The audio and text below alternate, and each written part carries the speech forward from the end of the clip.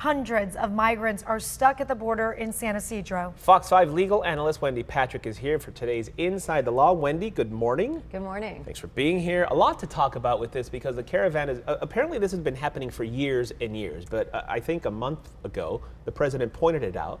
And now it's become this big story. What's the difference between this year and in years past? Well, nothing is the technical answer, but the practical answer is everything. And the reason is part of what you just saw Mike Pence talking about. He talks about it being an exploitation of an annual pilgrimage that some of these people from Central America have been doing at least for the last 5 years. Sure.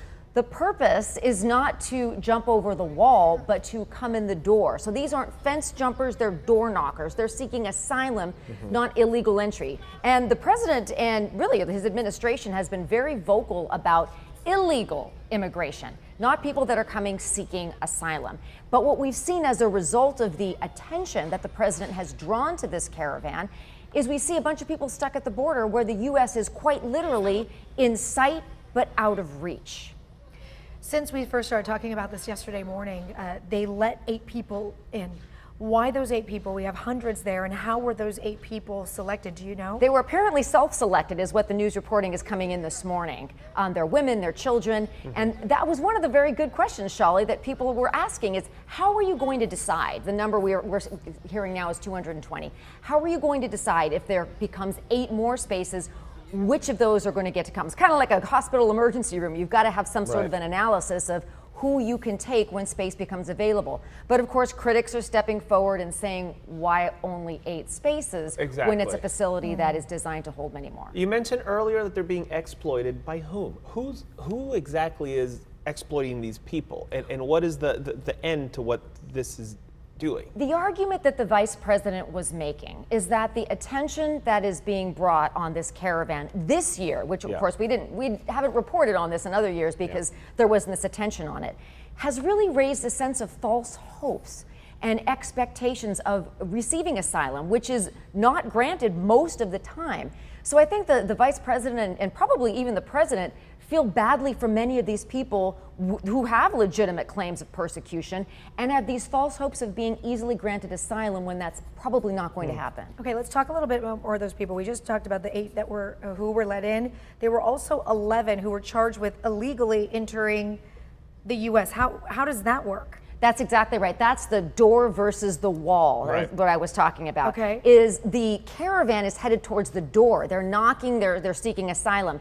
People that jump over a wall, or I guess a fence, as we have now, those are illegal entries, and those are going to be prosecuted and deported most likely. So of those people who were in that caravan, 11 tried to get in. Well, were they a part of that caravan? Okay. The caravan says no, and that's a very excellent There's a lot of mixing in, and then at that point when you get to who knows what. Right, and the caravan members are saying they're not with us. Sure. We are here granted, we're going to turn ourselves in and be at the mercy of the U.S. officials. We're looking for asylum. We're not with those fence jumpers. And so that's become a source of contention is the legitimate caravan members are saying they're giving us a bad name. We're not here to jump over the wall. We're here to go through the door. Do you find a lot of people now are looking up the definition of refugee and looking up the definition of asylum, what the U.S. promises, what the U.S. doesn't promise? And you mentioned you have to prove your claims of persecution back home. How do these folks prove that? How do they prove that if they go back home, they could potentially die, they could be killed?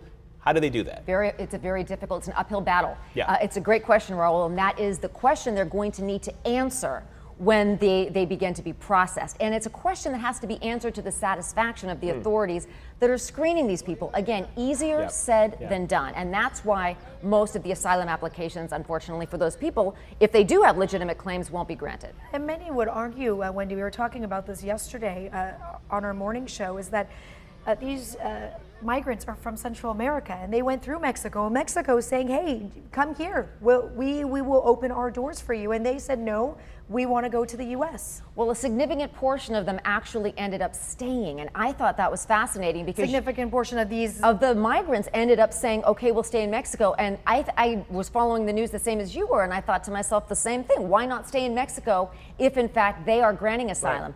And apparently some of them did, which also lends credibility to the claims of persecution. Of those that have continued their journey, Raul, your question is going to be the first and foremost, show us some evidence of Right. that persecution. Can you do that? Because some of them don't even have papers. It's going to be difficult. This is Sure just will. step one for That's sure. right. Wendy Patrick, as always, thank you. Always a pleasure. Appreciate it. All right, still ahead of the